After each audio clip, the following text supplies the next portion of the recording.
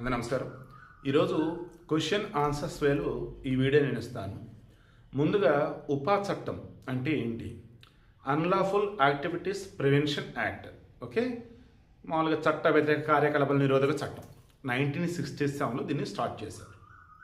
తర్వాత దీని యొక్క మెయిన్ మోటో ఏంటంటే ఉగ్రవాదులని, ఉగ్రవాద శిక్షణ ఇచ్చే సంస్థలని, ఉగ్రవాద సంస్థలు మొత్తం ఏరి అవతల పడేయాలి అండ్ వారిని బుక్ చేసి లోపలేయాలి. 2002లో పార్లమెంట్ మీద అటాక్ జరిగినప్పుడు పోటా అని చెప్పేసి ఒక యాక్ట్ తెచ్చారు. అదేంటంటే ప్రివెన్షన్ ఆఫ్ టెర్రరిజం యాక్ట్.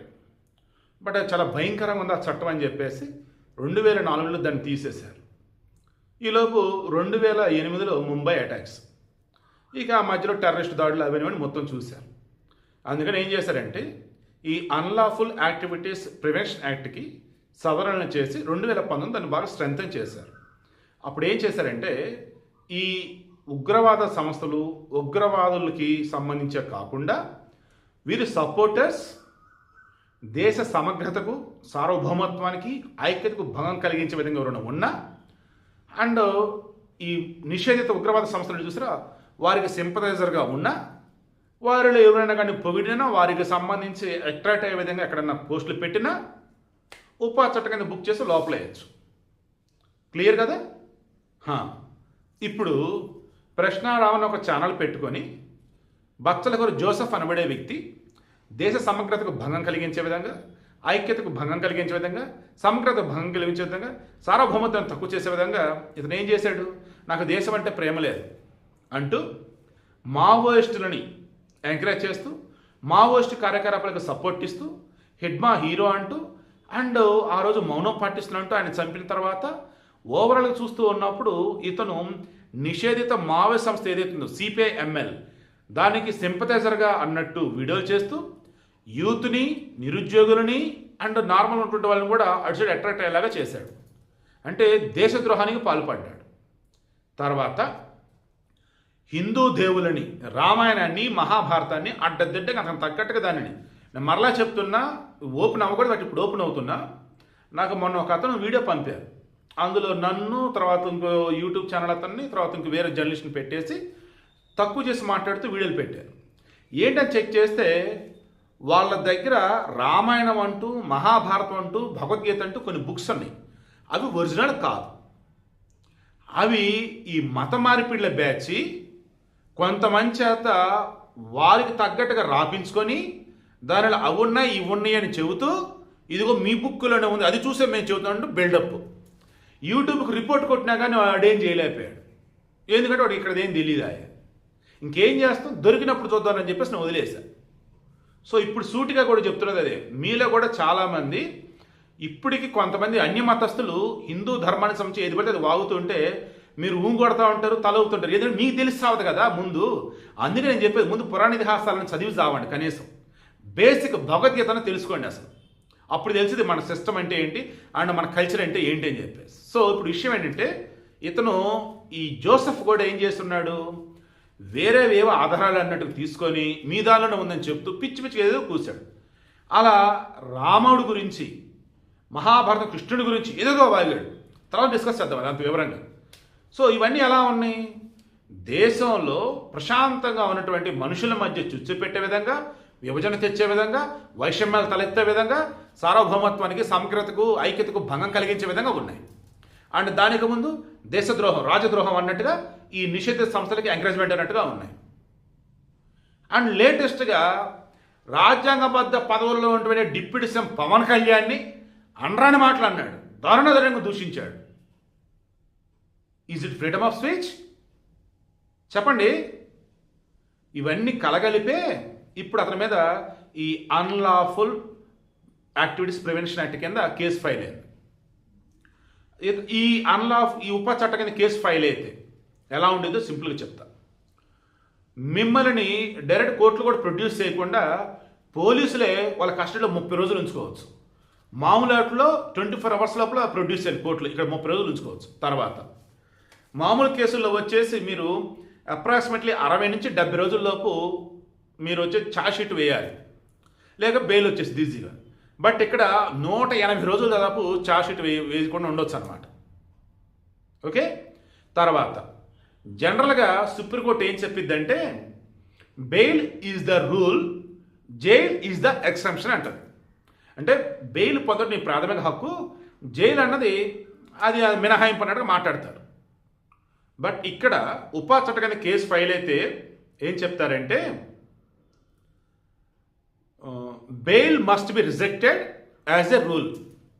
ఇక్కడ ఉపా చట్టం కింద కేసు నమోదైతే నువ్వు బెయిల్ అసలు ఇవ్వద్దు, నువ్వు రిజెక్ట్ చేసాయి. పబ్లిక్ ప్రాసిక్యూటర్ అంటే పోలీసుల తరఫున అన్నట్టుగా జడ్జి అడ్వకేట్లు అపీర్ అవుతారు కదా, అప్పుడు పోలీసులు సేకరించిన సమాచారం అంతా కూడా జడ్జి ముందు పెడతారు. అది చూసి ప్రైమా ఫేస్ అంటారు, ప్రాథమికంగా అంటారు. దీనిని మనం ఏంటంటే ఎట్ ఫస్ట్ సైట్ లేదన్నప్పుడు on the face of it అన్నట్టుగా అంటారు. అంటే మొదట కనపడింది, మొదట చూసింది లైక్ ఆవేలో. అలా ఏదైతే ఉన్నదో అది ఉపా చట్ట కింద కేసు నమోదు చేయడానికి ఉంది అన్నట్టుగా ఉంటే ఇక అతను బెయిల్ ఇవ్వరు. అలా లేదు, బెయిల్ ఇవ్వాల్సిన జడ్జి కనిపిస్తే జడ్జి బెయిల్ ఇవ్వాలి. ఇక ఇతను సైడ్ డిఫెన్స్ లాయర్లా అసలు ఛాన్సే లేదు, అసలు బెయిల్ అడిగే ఛాన్స్ లేదు ఇక్కడ. ఇప్పుడు ఈ జోసెఫ్ బచ్చలగురు జోసెఫ్ ప్రజెంట్ నెల్లూరు జైల్లో ఉన్నాడు.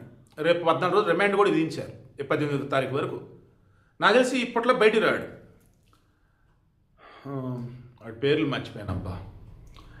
జేఎన్టీయూలో గతంలో చదువుకొని వెనకాల పెట్టాను చూడండి, జేఎన్టీయూలో చదువుకొని ఆ తర్వాత టెర్రరిస్టులకి సపోర్ట్ అన్నట్టు అనుకోవచ్చు, దేశ విభజనకి సపోర్ట్ అన్నట్టు అనుకోవచ్చు. సిటిజన్స్ అమెండ్మెంట్ యాక్ట్ నిరసనగా 2020లో ఢిల్లీలో అల్లర్లు. ఉమర్ ఖలీద్, ఫాతిమా, ఇమాం, హైదర్ ఈయన నలుగురు మీద కూడా కేసు ఫైల్ అయింది. ఇందులో ఫాతిమాకి మొన్న జనవరిలో బెయిల్ వచ్చింది. ఉమర్ ఖలీద్ గారు, ఇమాము, తర్వాత హైదర్ బెయిల్ వచ్చింది కూడా ఎవరికి తెలియదు, ఇంకా జైల్లోనే ఉన్నారు వాళ్ళు.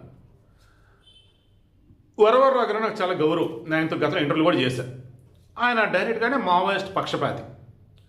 ఆయన మీద ఉపా చట్టం కింద కేసు ఫైల్ అయింది. ఈ వయసులో పాపం జైల్లోనే ఉన్నాడు.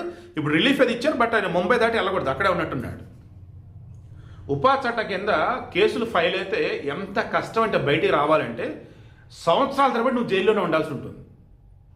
బట్ బేసిక్గా పోలీసులు ప్రొవైడ్ చేసేవి ఏవైతే నేను సాక్ష్యాలు అది చూసి జడ్జిలు కూడా ఇక వీడిని వదలొద్దనే చెప్తారు. ఇక ఆ తర్వాత కేసు నడిచి నడిచి నడిచి నడిచి నడిచి చివరికి నీ తప్పేం లేదని బయటపడేటప్పటికి నీ జీవితం అంతా అయిపోయింది. తప్పు ఉందిరా అంటే కథం, ఇక జైల్లోనే జీవితం అంతా. ఇప్పుడు జోసెఫ్ సంబంధించి పక్కా వీడియో ప్రూఫ్లు ఉన్నాయి, పోస్టులు ఉన్నాయి, అన్నీ కనబడుతూనే ఉన్నాయి. మొన్న రీసెంట్గా ఏలూరులోనే వాగాడు. అతను నాస్తికుడు అని చెప్పుకునేవాడు దళిత క్రైస్తవకి ఎందుకు వెళ్ళి ఉన్నాడు? మన క్రైస్తవులు అంటూ అతను ఆడియో కూడా వైరల్ అవుతూనే ఉన్నాయి. సో అతను క్రైస్తవుడు క్లియర్గా కనిపిస్తోంది. మన దగ్గర నాస్తులని చెప్పుకునే వాళ్ళలో 99% క్రైస్తవులు లేదా ముస్లింలే. 95% క్రైస్తవులు వేసుకోండి. ఇంకా పేరుగా నాస్తికులు అంటారు, బట్ ఓన్లీ హిందువులనే తిడతారు, హిందూ దేవులనే దూషిస్తారు వాళ్ళు. సో ఇలా చెప్తూ పోయినప్పుడు ఈరోజు బచ్చలగురు జోసెఫ్ మీద ఉపా చట్టం అనేది కరెక్టా కాదా మీరే చెప్పండి. పవన్ కళ్యాణ్ జోలికి వెళ్ళి హద్దులు దాటేసి తప్పు మీద తప్పు చేసేది మీరే చెప్పండి. ప్రశ్నించే హక్కు ఇచ్చింది రాజ్యాంగం అని చెప్పేసి దూషిస్తారా, నిందలు వేస్తారా, హిందూ దేవులని దేవతలని దారుణంగా కించపరిచి మాట్లాడతారా? ఎలా కనిపిస్తున్నారా ఈ దేశంలో ఉన్నటువంటి వాళ్ళు? అందుకే ఈరోజు శిక్ష అనుభవించబోతా ఉన్నాడు. ఉపా చట్టం కింద ఇంకా మీకు ఏమైనా డౌట్స్ ఉంటే నాకు కింద కామెంట్ తెలియచేయండి. ఎందుకంటే చాలా పెద్ద రీసెర్చ్ చేసాం మార్నింగ్ నుంచి, బట్ మీకు అర్థమైన చెప్పడం కోసం జస్ట్ సింపుల్గా ఇదైతే చెప్పున్నాను. నాకు తెలిసి క్లారిటీ వచ్చిందని అనుకుంటూ ఉన్నాను. ఇప్పట్లో బెయిల్ రాదు, అండ్ అతని మీద నమోదైన కేసు అందులో సెక్షన్లు చూస్తూ ఉంటే పడితే జీవిత ఖైదు పడవచ్చు. బెయిల్ అయితే ఇప్పట్లో రాదు, జైల్లోనే ఉంటాడు. అతను సపోర్ట్ చేస్తూ ఉన్నటువంటి జగన్మోహన్ రెడ్డి కానీ, ప్రకాష్ రాజ్ కానీ, ఇంకా జర్నలిస్టులు కావచ్చు, బయట ఉన్న వాళ్ళు ఎవరైనా కావచ్చు, వాళ్ళంతా కూడా హిందూ వ్యతిరేకులే, వారంతా కూడా దేశద్రోహులే. అవునా కాదో ఒక్కసారి ఉపా చట్టం అతని మీద పెట్టిన సెక్షన్లు పక్కన పెట్టి అతనేమన్నాడు అతని వీడియోలు ఏంటో అది మాత్రం గమనించండి చాలు. ఇంకా అతను సపోర్ట్ చేస్తున్నటువంటి జగన్మోహన్ రెడ్డిని, వైసీపీని సపోర్ట్ చేస్తే హిందువు ఎవరు? సూటిగా అడుగుతున్నా. అతను సపోర్ట్ చేస్తే జగన్మోహన్ రెడ్డిని, ఆ వైసీపీని సపోర్ట్ చేస్తే హిందువు ఎవరు? దేశభక్తులు అన్న వాళ్ళు ఉంటారు కదా. మీరు క్రైస్తవులని, హిందువులని, ముస్లిం ఎవరైనా సరే దేశభక్తి ఉండేది కదా మీకు. దేశాన్ని తక్కువ చేసి ఇంత దారుణంగా మాట్లాడినటువంటి ఒక జోసెఫ్కి సపోర్ట్ ఇస్తున్నటువంటి జగన్మోహన్ రెడ్డికి, ఆ వైసీపీకి సపోర్ట్ ఇచ్చేది ఎవరు మీలో చెప్పండి. అందుకే నేను ఎప్పుడనేది ఆ వైసీపీ రాజకీయ పార్టీ కాదు, ఆ జగన్మోహన్ రెడ్డికి నాయకత్వ లక్షణాలు లేవు. అండ్ ఆ వైసీపీకి దూరంగా ఉంటే మీరు బాగుపడతారు అని.